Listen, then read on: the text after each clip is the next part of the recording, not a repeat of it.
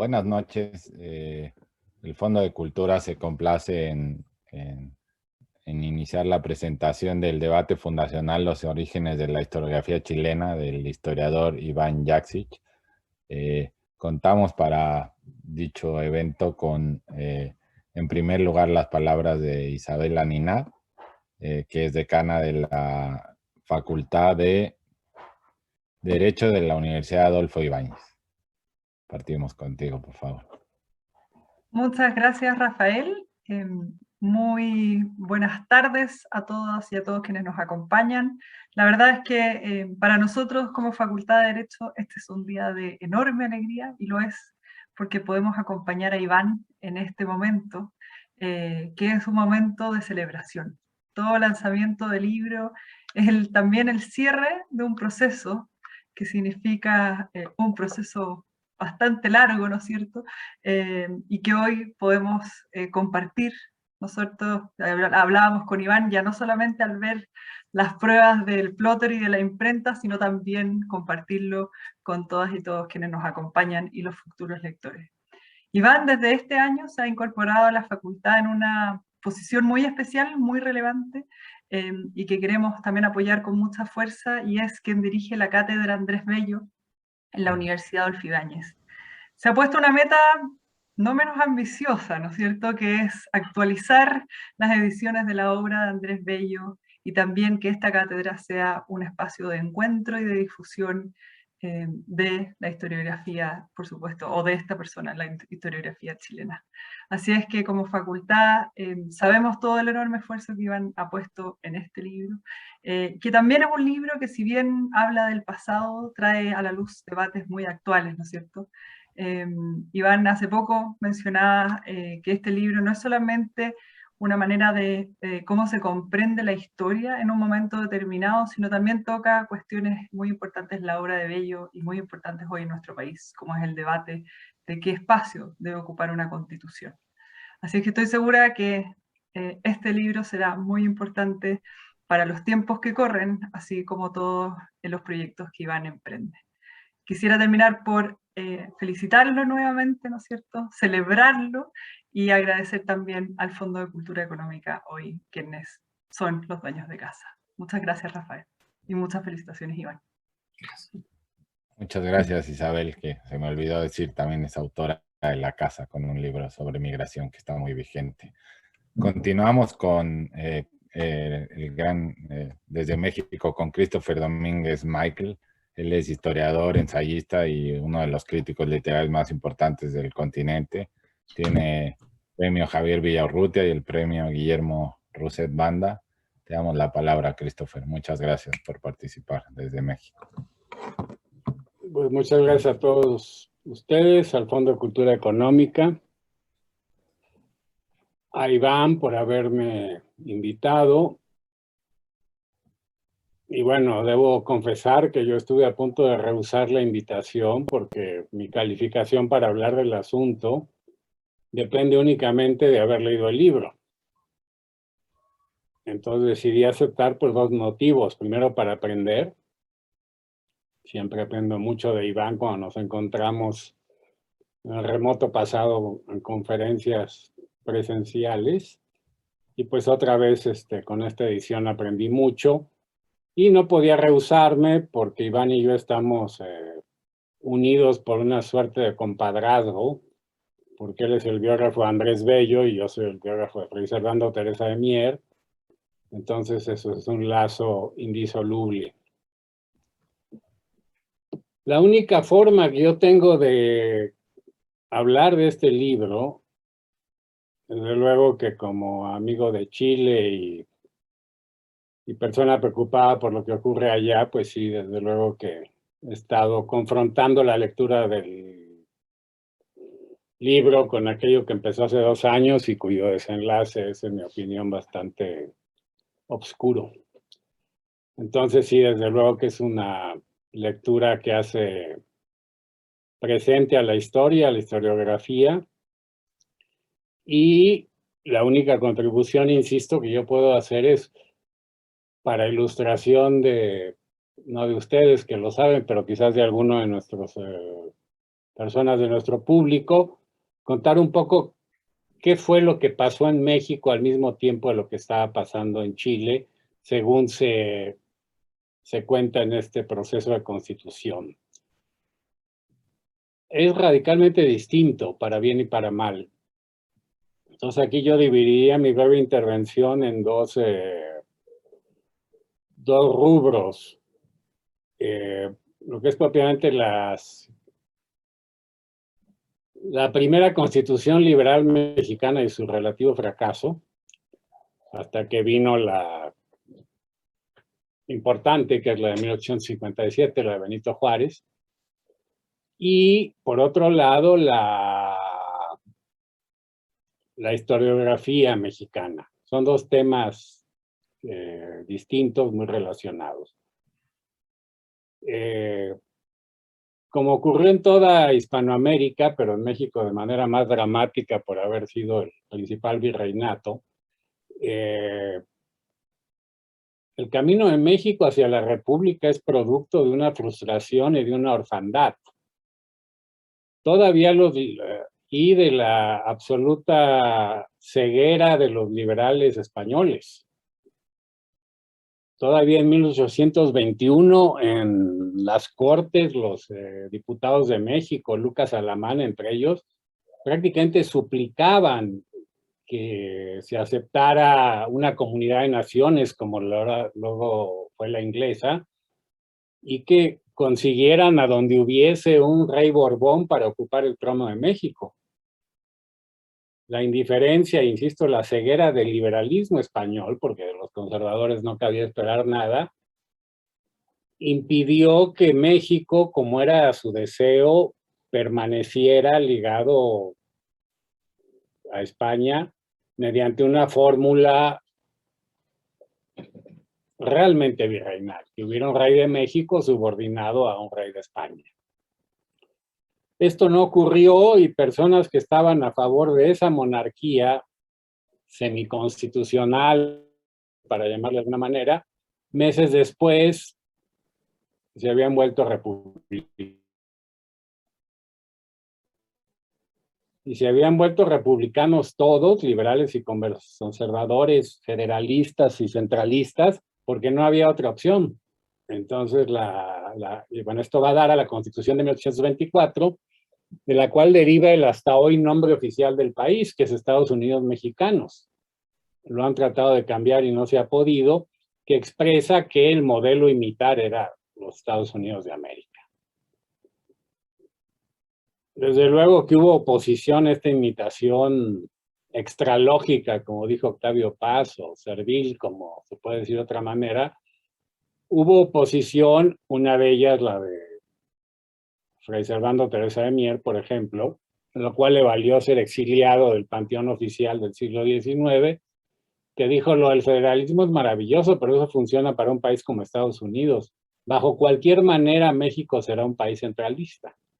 Y así ha sido, excepto los primeros 18 años de este siglo XXI, en que sufrimos hubo transición democrática, el país se democratizó, llegó al poder después de 78 años un presidente de otro país, de otro partido, perdón, y todos descubrimos algo que nadie había calculado, es que México se iba a volver, gracias a eso, un país federal. Entonces tuvimos 15 años de federalismo que el actual gobierno de López Obrador está tratando de destruir, y ese federalismo quería decir que había gobernadores de otros partidos, todavía los hay, cada vez menos, que simplemente aplicaban la Constitución, y al aplicar la Constitución volvían a México en pleno siglo XXI en algo que nunca había sido, que era un país federal. Volviendo a 1824, curiosamente, el único presidente que cumplió su periodo, que eran entonces de 4 años, como en los Estados Unidos, fue Guadalupe Victoria, de 24 a 28, y después vino una sucesión de revueltas, golpes de estados y invasiones extranjeras que todo el mundo conoce. Entonces había una inadecuación del modelo jurídico, o como diría Víctor Hugo, del país real y del país legal, que fue el problema del país. Yo creo que hasta Benito Juárez, y si se me apuran, hasta la dictadura de Porfirio Díaz. Que todos de nombres liberales, de hecho, a diferencia de países como Ecuador, México nunca tuvo en el siglo XIX un gobierno conservador que durara más de algunos meses. Todos eran liberales. Pero el liberalismo en México con Porfirio Díaz se volvió una forma light de conservadurismo y sobre todo de centralismo. Entonces, por el lado de la Constitución de 1824, pues sí es una constitución calcada de los Estados Unidos, una constitución federal, y aquí viene un fenómeno en que se asocia el liberalismo con el federalismo. ¿Por qué? Porque todos los caciques regionales encuentran que la mejor manera de conservar su poder sobre sus regiones o estados de la República es ser federalistas.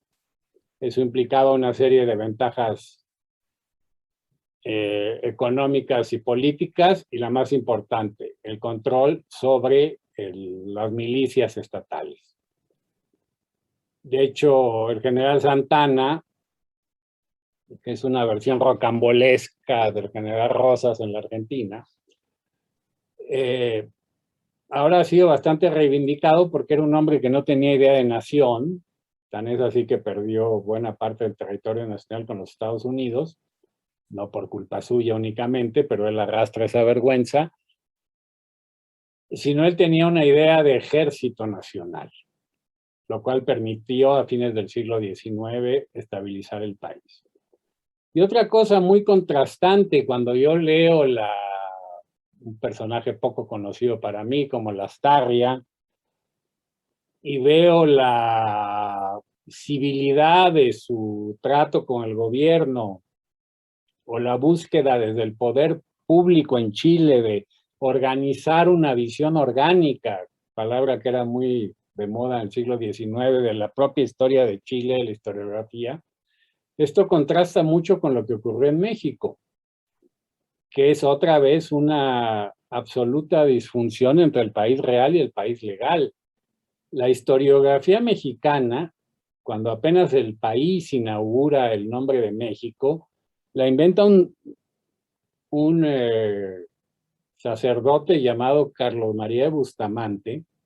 Difícilmente se le puede llamar liberal, que hace una cosa que hasta el día de hoy, ahora que está de modo quitar estatuas, acaban de quitar la estatua de Colón de la Paseo de la Reforma para sustituirla por una escultura indígena recién descubierta. Bueno, el primero que rehabilita al país México con el imperio azteca derrotado exactamente hace 500 años es Bustamante, y establece una serie de continuidad totalmente ahistórica, porque nosotros sabemos muchísimo más de lo que eran de los aztecas que lo que sabía Bustamante, por supuesto. Y dice, bueno, aquí hubo 3 siglos de tinieblas que fueron la conquista, hemos recuperado aquello que Moctezuma, Cuauhtémoc y Cuitláhuac perdieron en 1520 y en 1521, y se crea esta cosa que es muy particular de México, que la nación mexicana se convierte en legataria del pasado precolombino y niega radicalmente la herencia española. Tan es así, como todos ustedes saben, México es el único país de América Latina donde escasamente hay calles o estatuas de los conquistadores. Sería inimaginable que hubiera en México, como lo hubo hasta hace pocos días, un palacio de Pizarro, como lo hay en Lima. Bueno, ahora los 500 años han refrescado este debate y se ha recordado algo que se repetía y que la historiografía oficial no quería aceptar, que la conquista de México por Hernán Cortés fue obra de los indios que se aliaron con él para destruir al imperio azteca. Entonces ahora hay una nueva figura antropológica muy de moda, muy chic, muy verdadera también, que es el indígena conquistador. Entonces, Carlos María de Bustamante inventa la historiografía mexicana con un relato romántico.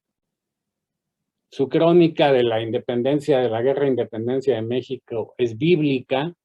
Es él quien desplaza por primera vez a Iturbide de la escena y coloca a los derrotados casi una década antes, Hidalgo y Morelos, como los verdaderos padres de la patria.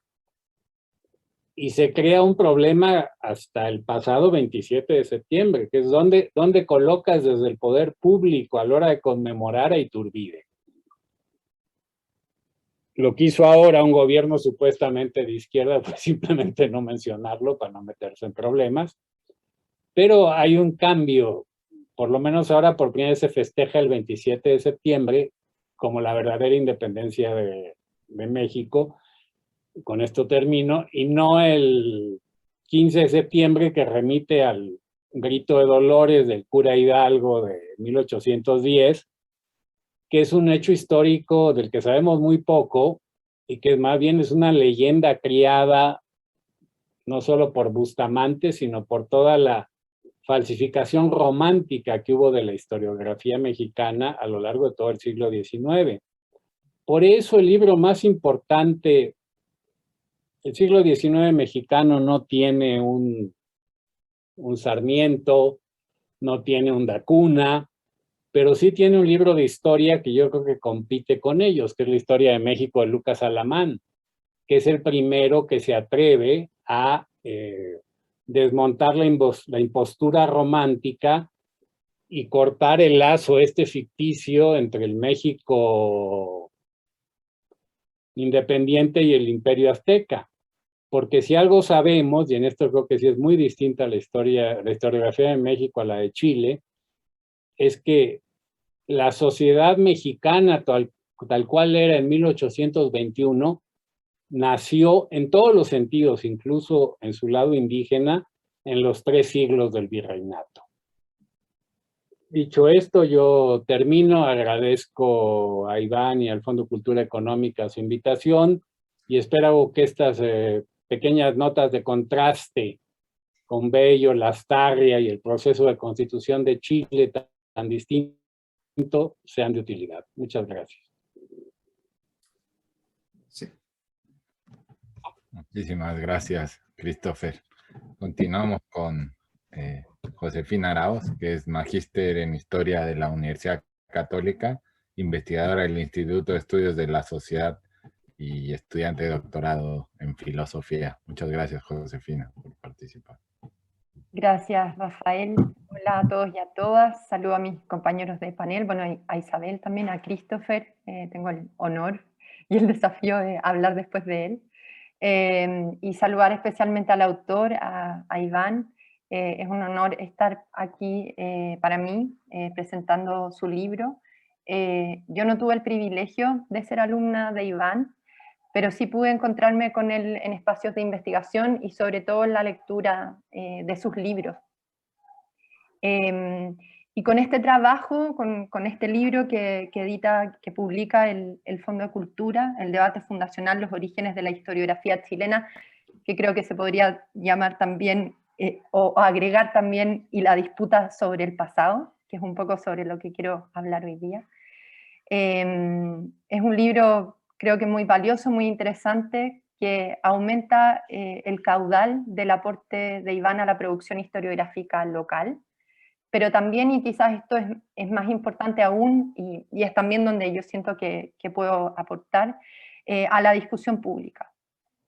Se trata de una reflexión histórica que, sin necesidad de hacer ninguna referencia explícita al presente, manifiesta una vigencia y una actualidad bien notable.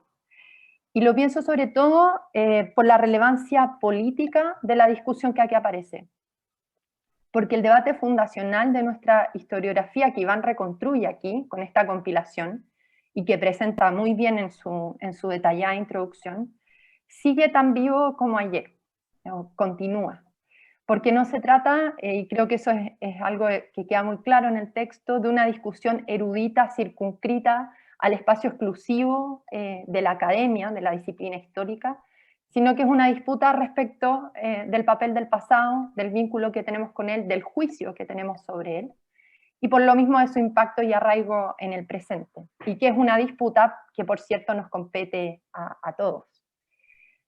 La relevancia política de esto, creo, es de primer orden, porque dependiendo de cómo se resuelve esa disputa, es decir, de qué estatuto le asignamos al pasado, se definen también en gran medida, en gran parte, nuestras posiciones políticas, así como las justificaciones de una u otra acción, y las premisas de esas acciones, ¿no? Si el pasado, solo por poner ejemplos a la mano, es pura, a la mano y también del libro, ¿no? Si el pasado es pura historia de servidumbre y de opresión o de despojo, no queda otra alternativa que echarlo abajo por completo, ¿no? Y las reminiscencias que tiene esto para nuestro actual proceso constituyente, que bien lo anotaba, lo mencionaba Isabel, ¿cierto?, al abrir este espacio, es evidente los guiños que hace al presente, ¿no? Porque ese proceso constituyente ha tenido también como telón de fondo la discusión sobre el lugar y juicio que asignamos a lo que hoy se agrupa en el eslogan de los 30 años, ¿no? Ese es nuestro equivalente de la oprobiosa herencia colonial, en el caso de Lastarria. Y creo por lo mismo que son particularmente notables las analogías que aparecen en esta compilación, en la voz de los protagonistas, tanto por la discusión que hay ahí sobre las bases de la institucionalidad, que hoy vuelven a levantarse, ¿cierto?, pero sobre todo por el valor y el juicio que le atribuimos a nuestra historia reciente en la definición del camino futuro, ¿no? Y creo que quizás no siempre con la misma sofisticación, aunque bueno, uno siempre es más duro en el juicio, uno quizás es más duro en el juicio sobre el presente. Creo que hoy asistimos en alguna medida, podríamos decir que asistimos a una nueva versión del debate fundacional o de elementos de ese debate fundacional que empezó en la discusión que recupera Iván.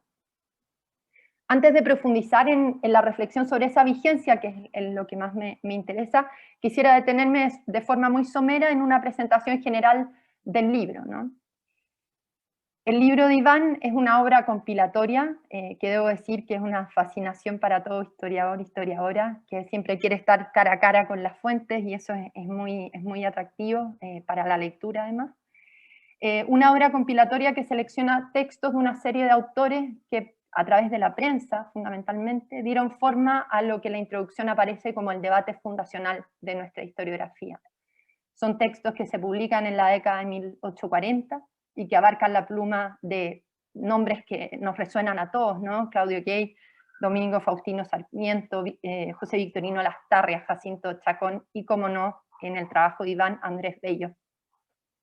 Este último autor tiene un lugar especial en la obra de Iván, no por nada, como decía Isabel, está a cargo de la cátedra que lleva su nombre, y uno podría aventurar, quizás no es real, ¿no?, pero es la apuesta que hago, que el libro que hoy estamos presentando tiene como antecedente importante ese trabajo de Iván, ese largo trabajo sobre Bello, y de forma quizás casi inmediata en repertorio americano, que es una selección de textos del intelectual venezolano, donde están incluidas, de hecho, las respuestas de Bello a la discusión con Lastarria y con Chacón, ¿no?, que aparecen en este debate fundacional. Pero si antes esas reflexiones de Bello eran relevantes en su referencia a la obra general del autor, ahora se trata, en cambio, de ponerlas en relación con su propio contexto histórico, de reconstruir ya no un pensamiento individual, sino un cierto espíritu de época, ¿no?, donde está en juego nada menos que la justificación intelectual de la acción política emprendida por las nuevas repúblicas. La historia de nuestra historiografía está vinculada directamente con nuestra historia política, aunque sin duda eso no es una singularidad, una exclusividad local, ¿no? En eso consiste, ¿cierto?, la apuesta, en una síntesis muy apresurada, el ejercicio histórico de Iván, en que nos abre un pequeño destello, ¿cierto?, de este espíritu de época, tirando de un hilo muy concreto, muy acotado, de los grandes debates intelectuales del momento. Ese hilo es el de la función de la historia, del modo de llevarla a cabo y sobre todo de la manera de entender el pasado que esa disciplina estudia. Luego una introducción que hace Iván para situar el debate, este debate fundacional, e identificar sus ámbitos de influencia que es interesante porque va desde la delimitación del campo historiográfico hasta la tarea de construir el Estado, ¿no? Son figuras donde se entremezcla la reflexión puramente intelectual con la acción política de forma muy clara. Luego de esa introducción, Iván deja hablar a las fuentes, ¿no? Les cede la palabra, para que seamos los lectores los que busquemos descifrar el núcleo de esa discusión, su disputa fundamental, y también el modo en que nos interpela como herederos o continuadores, nos guste o no, de ese debate fundacional. Y que creo que es fundacional no simplemente por la definición de las bases de la disciplina que está estableciendo ese debate, sino porque fija o dibuja las hipótesis que hasta hoy perduran para entender el pasado que recibimos y que juegan todavía un papel influyente. Y eso es lo que quiero detallar ahora, ¿no? Son varios los participantes de este debate fundacional, nombré recién algunos, pero son claramente Bello y Lastarria, los mismos que Christopher menciona como protagonistas, ¿cierto?, los que fijan los términos de esta disputa, ¿no?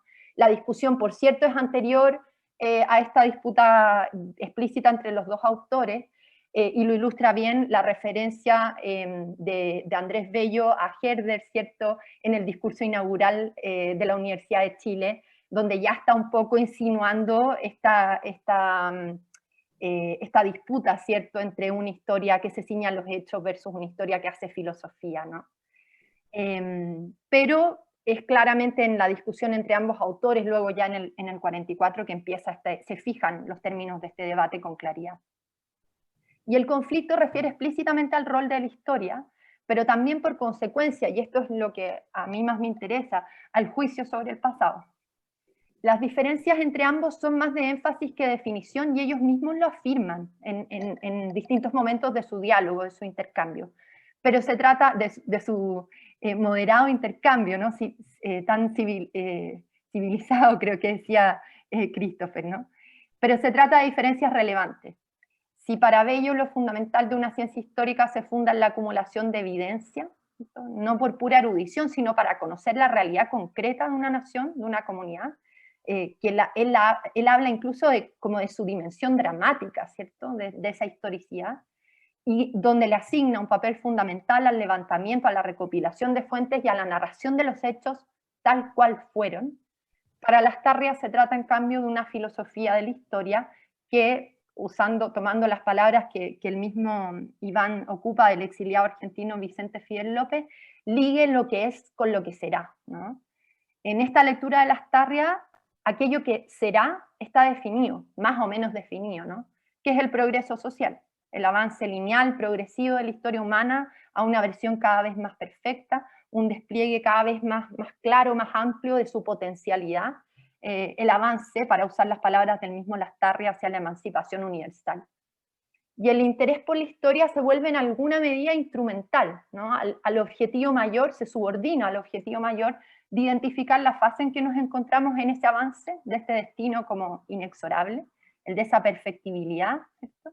Y parte relevante de la tarea intelectual consiste, desde esta lógica, creo, en la identificación de los obstáculos que contienen ese mismo avance, que lo limitan, ¿no? La persistencia del obsoleto pasado colonial, en palabras de Lastarria, ¿cierto?, aquel que nos mantenía envilecidos, en ese contraste entre el país real y el legal del que hablaba Christopher, ¿cierto? Ambas visiones, las de Bello y Lastarria, son en alguna medida complementarias, aunque enfrentadas, de las premisas del pensamiento moderno en fases tempranas, ¿no? Si en Bello identificamos el positivismo propio de una ciencia que se traspasa a las humanidades y que aspira, hoy sabemos un poco ingenuamente, ¿cierto?, a una reconstrucción fiel de la realidad, que también es acumulativa y creciente como la de la emancipación humana que defiende Lastarria.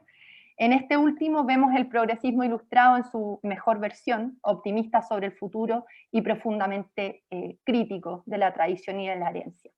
Es la versión chilena de los dilemas que acompañan la conciencia moderna, sus contradicciones ante la pretensión de conocer enteramente la realidad porque confía totalmente en sus categorías, en la convicción de haber determinado un futuro que ya no es trascendente sino inmanente, y donde la reflexión intelectual y la acción política se orientan a ese destino, ¿no?, a garantizar ese destino. Y ya a muchos años, casi dos siglos de ese debate, no podemos sino reconocer las dificultades de ambas posturas, ¿no? La fe en poder reconstruir los hechos tal cual fueron cae por su propio peso al tomar conciencia de las arbitrariedades de la propia subjetividad, y los horrores del siglo XX se encargaron también de refutar la idea de que avanzamos inexorablemente hacia la mejor versión de la historia humana, ¿no? Pero los autores no lo formulan de ese modo, y su discusión está concentrada en una diferencia que se cree, diría yo, exclusivamente metodológica, ¿no? Porque pareciera que por momentos ambas posturas creen que sus énfasis se tratan de dos momentos distintos pero complementarios del trabajo histórico. Que unos como Bello siguen creyendo que es necesario, el de la compilación de los hechos tal cual fueron, y otros como Lastarria creen que ya es superado, ¿no? No es que Lastarria crea que lo que Bello dice, esto de contar los hechos tal cual fueron, no sea posible, sino que ya no es necesario, no se justifica, es inútil para lo que necesitamos, ¿no? Para lo que hemos comprendido después de tanto tiempo. Y eso no impide, pero eso no impide que tanto Bello como Lastarria perciban las tensiones del otro, ¿no?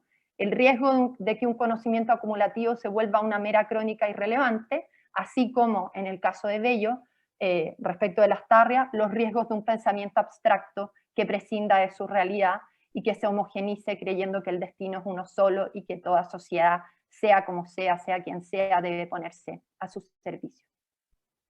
Lo que a mi juicio no alcanzan a ver es que su diferencia no es metodológica, sino teórica.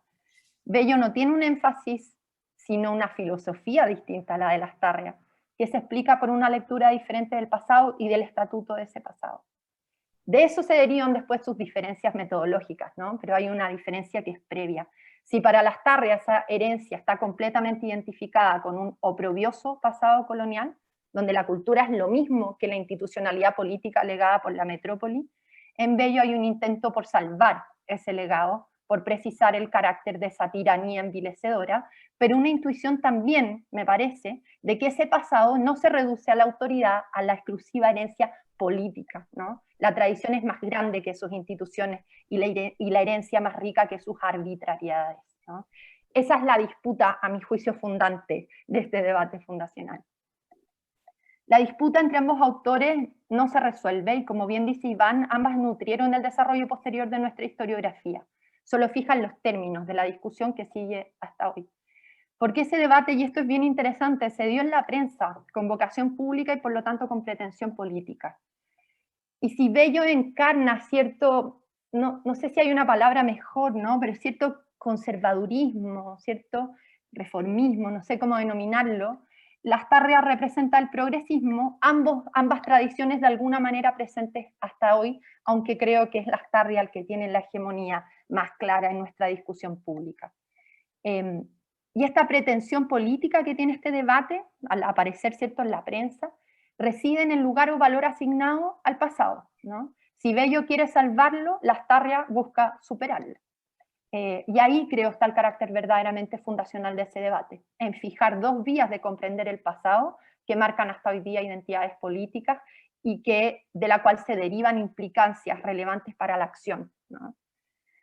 Así vuelvo y empiezo a cerrar, ¿cierto?, sobre el presente, porque mi presentación es un relato de mi propia experiencia de lectura, en que me sentí todo el tiempo saltando del siglo XIX al XXI, constatando la continuidad de esta disputa y la hegemonía por momentos indiscutibles de la mirada de Lastarria. Aunque Iván, señala que ambos autores nutrieron la historiografía, pienso que Lastarria ha impactado o impacta más hoy en las actitudes políticas, aunque no necesariamente todos los actores involucrados hoy sepan que están estas raíces intelectuales, ¿no? Y creo que las posiciones refundacionales de hoy respecto del proceso constituyente que sabemos operan son inseparables de una mirada que se sella en este debate fundacional. Cuando la crítica de la herencia colonial, en el caso de Lastarria, se identifica con toda la cultura, cuando el desprecio a la autoridad no solo implica juicios imprecisos sobre ella, sino que extiende su desprecio sobre toda la realidad.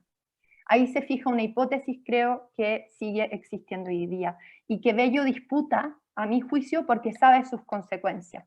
Sabe que la cultura no es lo mismo que una constitución de un pueblo, que la tradición no es mero oprobio, y conoce también las implicancias de no reconocer esa diferencia, que no es otra que la de pasar en última instancia por encima de la realidad, equiparada a la dominación, identificada con la dominación y el oprobio que se quieren desmontar. El progresismo de Lastarria y el de hoy día, creo, tienen severas dificultades para hacer esa distinción y como efecto para valorar la propia cultura. A ella se la desecha demasiado rápido porque no tiene o no se alcanza a ver qué tiene de valioso para mostrar, ¿no? Por momentos parece que solo esconde opresión y que entonces se vuelca sobre sus modelos, y entonces este progresismo se vuelca sobre sus modelos y abstracciones, ¿no? Si pensamos en dicotomías, ¿no? El 19 se estructuró en los términos de la civilización y la barbarie, en el 20 el desarrollo y el subdesarrollo, hoy día los famosos 30 años, ¿no? Son dicotomías, hipótesis que han predominado, creo, en la mirada de la élite intelectual y política. Y lo vemos en la hegemonía que hoy tiene al interior de la propia convención y del debate del proceso constituyente. Esto es una toma de posición mía, ¿no? Puede ser totalmente discutible y además claramente muestro mi toma de posición o cierta sensación más de deuda y de herencia con Bello, ¿no? Pero pienso, para mí fue muy claro, ¿no? Porque podríamos decir que la tesis del despojo, de la que habló el vicepresidente de nuestra convención hace pocos días, a propósito de la herencia de los últimos 30 años, es en alguna medida equivalente a la tesis de Lastarria sobre el oprobio y el envilecimiento colonial. Incapaces de valorar sobre todo la cultura. Necesitamos, creo, la mirada de Bello para recordar que la tesis del despojo es inseparable de una política en último término, o que arriesga en último término volverse despótica, porque justifica todo por su causa, por el oprobio del pasado, y se vuelve ciega a sus propios prejuicios, a las dificultades de la modernidad, donde no todo se debe a la persistencia de la herencia colonial, pero se vuelve sobre todo ciega al valor de una cultura que está entremezclada con esa autoridad que se quiere desmontar. ¿Qué explica el poco protagonismo de esta mirada que creo representa Bello hoy? No lo tengo claro, pero sí creo que el ejercicio de Iván ayuda a recuperarla y para mí al menos en eso se juega gran parte del valor de este trabajo. Eso, muchas gracias. Muchas gracias, Josefina. Bueno, y por último, don Iván, al que agradecemos nos haya dado la oportunidad de seguir siendo sus editores en Chile. Iván es doctor en Historia por la Universidad Estatal de Nueva York. Ha sido catedrático en distintas universidades, Berkeley, Wisconsin, Harvard, Oxford, y todo esto para sintetizar una larga trayectoria. Recibió el Premio Nacional de Historia en 2020. Le damos la palabra. Muchísimas gracias, Rafael, y por supuesto mi agradecimiento a Isabel, a Christopher y a Josefina. Realmente es un lujo el poder contar con este tipo de reflexiones y llevar el texto a sus implicaciones tanto para la historia como para el momento presente. Realmente quiero agradecer profundamente esta oportunidad y quiero plantear algunas preguntas, más bien para conectar lo que han dicho Christopher y Josefina con las preocupaciones de los lectores. Creo que es muy importante que situemos este debate en su contexto histórico, como ya lo ha señalado Christopher, que no es solamente nuestro, no es solamente de Chile, es algo que trasciende a nuestro país y que tiene que ver con la construcción de las naciones y también la creación de mitos. Por supuesto, el gran contexto histórico es la independencia y cómo surge una nación y cómo crea su cultura y sus mitos a partir de lo que fue realmente una guerra civil sangrienta, que generó disputas que tuvieron impacto y que lo tienen hasta la fecha, como muy bien señalaba Josefina, ¿no? Estas dicotomías que parecen volver, ¿no? Ese contexto es evidente que compartimos todos los países hispanoamericanos y todos los países que salen de un imperio y que tratan de construir sus organizaciones políticas. Pero además de eso, creo que es importante el que veamos algunos temas específicos, ¿no? ¿Por qué esa década en particular, ¿no? ¿Por qué la década de 1840 es el momento en que surge este debate y que va a permanecer con nosotros por lo que ya son casi 200 años? Y quiero señalar en primer lugar, y eso es lo que nos vincula al presente, es la oposición a la resolución política después de una guerra civil, que fue la guerra civil del 29 y 1830, ¿no? Que es la constitución centralista, 3 años antes de la constitución del 36 en México, que le da poderes enormes al Ejecutivo. Y eso va a plantear la discusión política, como muy bien lo podemos ver hoy en día, ¿no?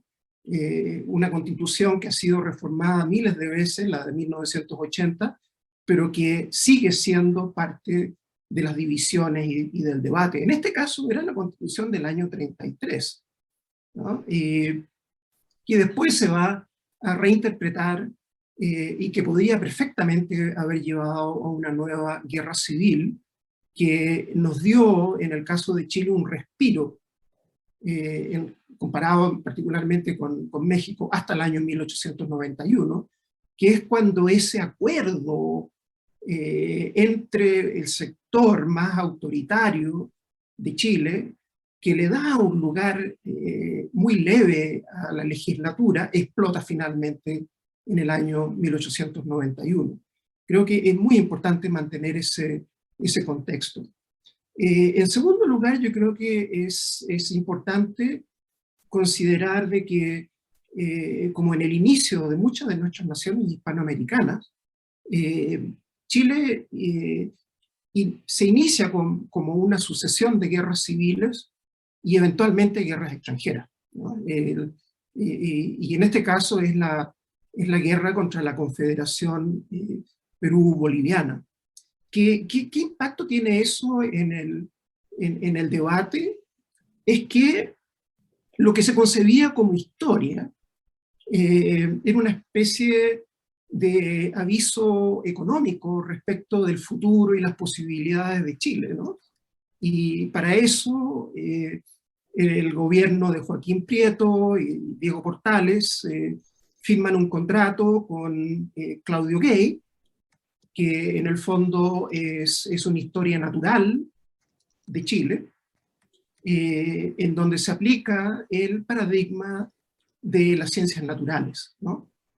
Pero la guerra contra la Confederación, la naturaleza de esa guerra, hace que el gobierno chileno, las postrimerías del gobierno de Prieto, revise su contrato con Gay y que le pida que haga una historia política de Chile, una historia civil y política de Chile. Y de modo que lo que se espera es que la historia ayude, ¿no? en la creación de un nuevo mito, ¿no? de un Chile estable, con un pasado colonial que es necesario investigar, y eso es lo que va a producir el detonante, ¿no? Para este debate.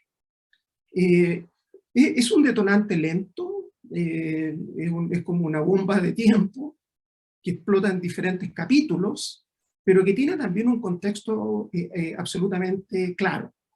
Y es que en este contexto, ¿no? de crear una historia que se percibe como triunfalista, en este contexto de oposición a la Constitución de 1833, tenemos el juicio contra Francisco Bilbao, que bueno, ha sido analizado de muchas maneras, pero que en el fondo se remite al rechazo del pasado colonial. Todos los términos que ha usado Josefina se aplican, ¿no? El oprobio, el envilecimiento, el despojo, ¿no? Y yo agregaría la palabra de Lastarria, anonadamiento de la población chilena, ¿no? Y entonces ese es el contexto en el que se va a producir este debate, ¿no? También concuerdo que es un debate fundamentalmente político, pero que al mismo tiempo define los términos sobre los cuales se va a construir el campo histórico en nuestro país. Pero quiero agregar una dimensión, que al mismo tiempo es un debate panamericano, es decir, de que participan varios argentinos, como ya mencionaba Josefina, Sarmiento, Bartolomé Mitre, Alberdi, ¿no? Hay también un cartaginés, es decir, se publican además disquisiciones en torno al campo histórico que aparecen en otros lugares, de modo que esta es precisamente la combinación, ¿no? Un debate metodológico en la superficie, pero que tiene mucho de debate ideológico, pero que sin embargo va a producir una síntesis que es la que va a dominar el campo histórico en la segunda mitad del siglo XIX. Ahora, este fue un momento vulnerable. Esto podría haber explotado, como muchos querían, ¿no? De hacer reventar la Constitución del 33. Se intentó, de hecho, pero no prosperó. De modo que allí donde se empieza a perfilar la solución bellista, ¿no? Que incluso el mismo Lastarria acepta, ¿no? Ya después del debate para el año 1849, él y Federico Errázuriz escriben este famoso texto que es Bases de la Reforma, en donde la reforma es una forma de superar la revolución.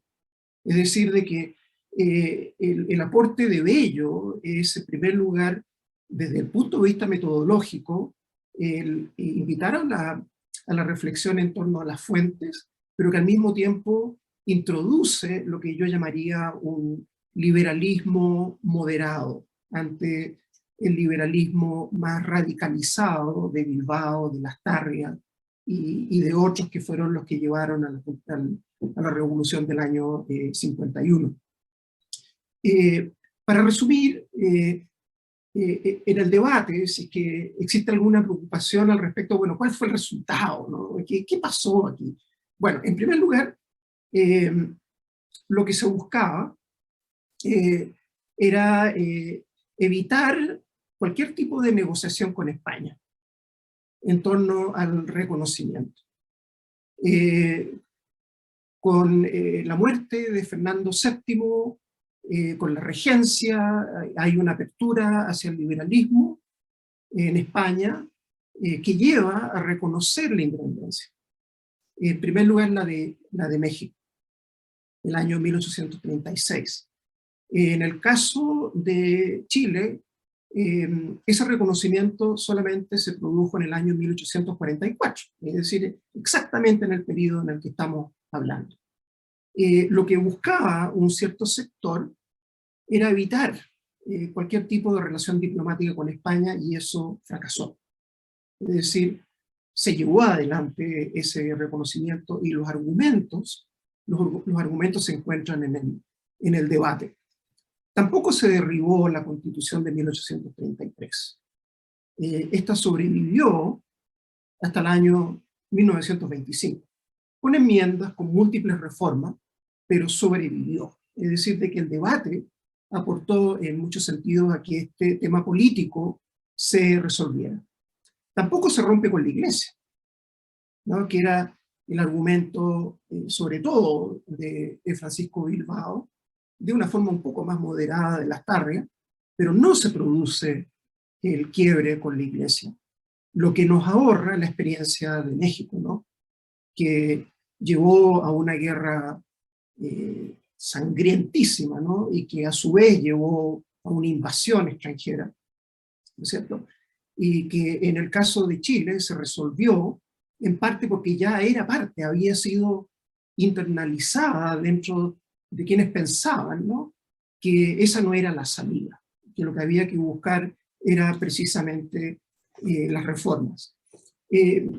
Josefina mencionó esto, pero quisiera ya para ir cerrando, lo que es absolutamente importante en este debate es el protagonismo de la prensa. Es decir, que la prensa como mecanismo generador, deliberador, de creación de una opinión pública, adquiere un enorme protagonismo. Es decir, de que ardía el papel, es decir, de que la gente seguía este debate, y eso nos demuestra, ¿no?, la importancia de lo que Hilda Sábato incorporó en su último análisis sobre el surgimiento de las repúblicas, que es como un cuarto pilar, ¿no?, en la historia política de América Latina, que es el surgimiento de la opinión pública. Bueno, para finalizar, yo quisiera hacer un llamado a que con mis colegas investiguemos un poco más en torno a cuál es el momento. No tiene que ser exactamente en la década de 1840, hay diferentes ritmos, diferentes momentos, diferentes fuentes, pero cuando se produce un debate de esta naturaleza, ¿no?, un debate que combina lo ideológico con lo metodológico, es un punto de inflexión. Es como decir, este es el momento en que los países comienzan un proceso de autorreflexión acerca de la importancia de su pasado. Y creo que lo que tenemos por delante es identificar las fuentes, ¿no?, que, como en el caso de Chile, juegan el mismo papel, que es mi sospecha, en otros países. Finalmente, a propósito de lo que es inevitable, los historiadores tenemos presente, valga la redundancia, el presente. Este debate metodológico, ideológico, culminó con un artículo que yo los invito a empezar por ahí, que es es la última intervención, ¿no?, y se llama, el título es Constituciones, y que define cuál es el ámbito de las, verdadero de las constituciones, qué se puede esperar de ellas, ¿no? Pero en su conjunto, ¿qué es lo que aprendemos? La importancia del debate. La importancia de un debate cortés, ¿no?, de un debate que no deja de ser acalorado un momento, pero que escucha los argumentos del otro, que eventualmente llega a una síntesis, que es la síntesis que vamos a ver posteriormente en los Amunátegui, en los Diego Barros Arana, y que inaugura este momento de debate fundacional. Yo quiero agradecer muy sinceramente al equipo del Fondo de Cultura Económica, quiero agradecer a la Cátedra Andrés Bello, de la Facultad de Derecho, en particular a Isabel, a mis colegas, a mis amigos, estudiantes, y bueno, confío solamente en que sea un texto de interés que informe a nuestro público y que ojalá aprendamos algunas lecciones de nuestro pasado cultural. Muchísimas gracias. Muchas gracias, Iván, por estas palabras. Bueno, Rafael tuvo que salir de este imprevisto. Agradecer a Christopher, que también tuvo que abandonar, que tenía otra actividad, y agradecer las palabras de Josefina, de Isabel también, que nos acompañó, y por supuesto a Iván agradecer este regalo que nos entrega con el debate fundacional Los orígenes de la historiografía chilena. Muchas gracias a todos los asistentes.